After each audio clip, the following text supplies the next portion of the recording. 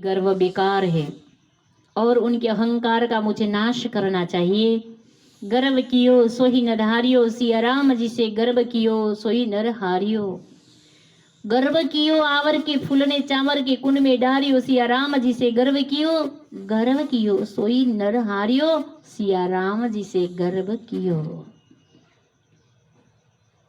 यहाँ लिखा गया कि नारद जी को आज गर्व हुआ है, अहम हुआ है, अहंकार हो गया है कि मैं बस विजेता हूं, मैंने कामदेव को जीत लिया है और अप्सरा आई और चली गई, मुझे कुछ नहीं हुआ है, इसका गर्व उनको हुआ है। नारायण को ये बात अच्छी नहीं लगी और विष्णु भगवान ने मन ही मन ठान लिया कि उसका गर्व का ऑपरेशन मुझे करना ही करना है, उनके मद को तोड़ना है। जब ब्रज सुंदरी को अहंकार हो गया था कि हम भगवान हमारे साथ रास में आज है, परमात्मा विराजमान है, उनका कारण हम है, वैसे ही भगवान है, हम जैसे ही तो है, इसीलिए तो हमारे साथ भगवान आज रास में विराजमान है। उसी क्षण ही तत्क्षण भगवान अंतर्ध्यान हो गए, अंतर्हित हो गए, भगवान अदृश्य हो गए और बाद में रोने लगी, खोजने लगी, ढूंढने लगी कि कहा गया ने राधा ढूंढ रही, किसी ने मेरा श्याम देखा, लेकिन भगवान का एड्रेस, भगवान का ठिकाना किसी को नहीं मिला कि कहाँ गए। किसी ने कहा यहाँ यहाँ यहाँ, लेकिन हरि तो हरि व्यापक, हरि सर्वत्र समान, हरि व्यापक सर्वत्र समान। परमात्मा कहाँ नहीं है, जहां जहां देखो वहां परमात्मा विराजमान है। लेकिन आज नारद जी का गर्व तोड़ने का ठान लिया है नारायण ने, भगवान ने माया की है। नारद जी चले जा रहे हैं, वहां देखा एक नगर है, शीलनिधि नाम एक राजा बैठा है, नृप बैठा है, विश्व मोहिनी नाम की उनकी विश्व मोहिनी नाम की कन्या है, उनका स्वयंवर करना है। नारद जी वहां पहुंचे, नारद जी का स्वागत किया, उनके चरण छुए, आशीर्वाद लिए और शीलनिधि नाम के राजा ने उनको कह दिया कि नारद जी हमें बताइए हमारी पुत्री के भाग्य में क्या लिखा है, उनको कैसा वर मिलेगा, कैसा पति मिलेगा। मैं उनके पिता हूँ, मुझे बहुत चिंता है कि मेरी पुत्री के भाग्य में कैसा वर है और मुझे बता दे। लेकिन नारद जी तो त्रिकालज्ञ थे, गति सर्वत्र तुम्हारी, उन्होंने बता दिया कि तुम्हारा जो ये तुम्हारी ये पुत्री है ने, उनके भाग्य में ऐसा वर होगा जो वैकुंठ का अधिपति होगा, उनके साथ उनका पाणी ग्रहण होगा।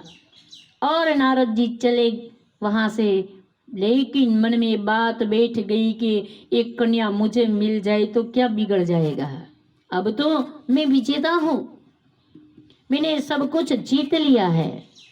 और नारद जी चले जा रहे,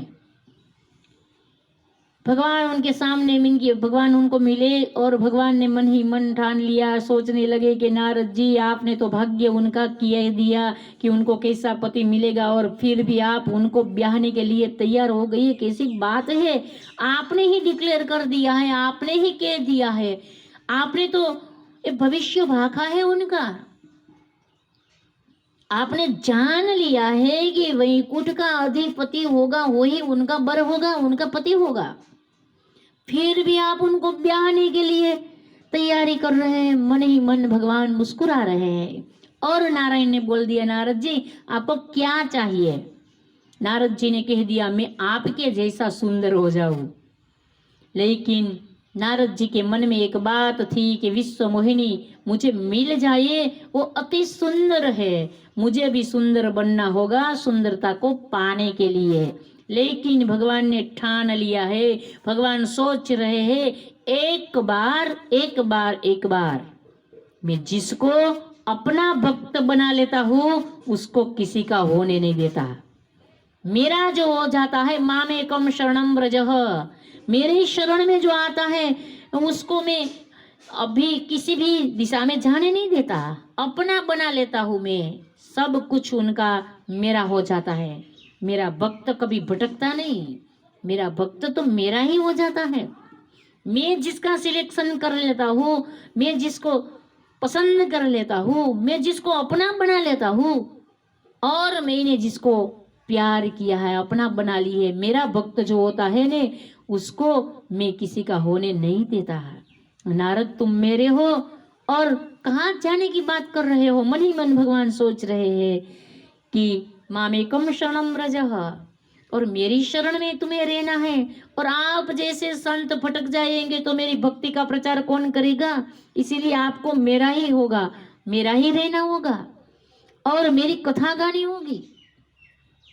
इस संसार में फंस जाएंगे तुम्हारे जैसे संत तो क्या होगा इस जगत का? लेकिन मन ही मन भगवान ने ऐसी बात रख दी और मन ही मन सोच लिया है। नारद जी को लगा कि बस मैं आज बन गया हूँ इतना सुंदर कि नारायण जैसा। स्वयंवर में चले गए नारद जी, और स्वयंवर में गए, सबसे पहले बैठ गए, आगे बैठ गए। उनको लगा कि विश्व मोहिनी जो है ना, वो सुंदरी मुझे ये वरमाला जो है उनके हाथ में वो सिलेक्शन करेगी, पसंद करेगी तो मुझे ही करेगी, तो मैं पहले बैठ जाऊं, क्योंकि पीछे बैठूंगी तो उनको पीछे आने का कष्ट होगा, इसलिए मैं आगे बैठ जाऊं। लेकिन शास्त्र कहता है कि विश्व मोहिनी माया है। और नारद जी को देखा, पूरी कतार जो थी, लाइन थी, वो छोड़ दी और जहां नारायण बैठे थे, भगवान विष्णु भगवान बैठे थे, वहां वो चली गई और विष्णु भगवान के श्री कंठ में उन्होंने ये जयमाला जो थी वो समर्पित कर दी है। और जय जयकार हुआ है, वो थे लक्ष्मी और ये थे नारायण। लक्ष्मी नारायण भगवान की जय।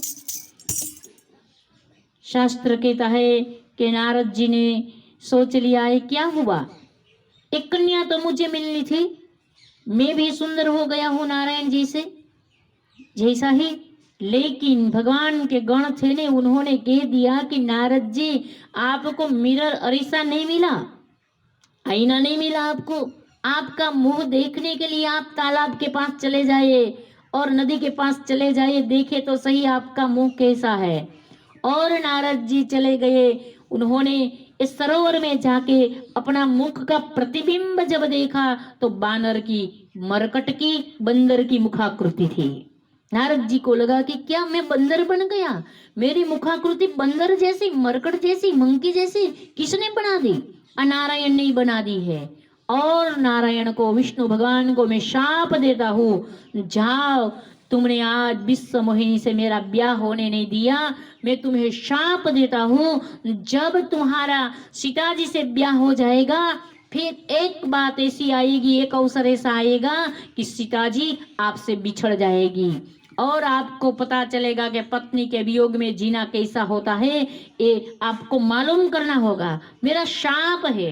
दूसरा शाप मैं आपको ये देता हूँ, आपने आज मुझे एक संत को मरकट बना दिया, बंदर बना दिया, मंकी बना दिया, मेरी मुखाकृति ऐसी बना दी आपने, मैं आपको शाप दे देता हूँ, आज जाओ कि जब रामा अवतार आपका होगा ने, उसी वक्त सियाज को लेने के लिए, वापस लेने के लिए आप जाएंगे तो बंदर के सिवा आपको कोई हेल्प, मदद नहीं करेगा, रिछ बानर आपको मदद करेंगे।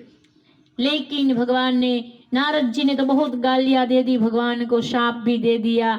और नारायण आए, लक्ष्मी जी भी आए, उनके सामने प्रकट हो गए, दर्शन दिए।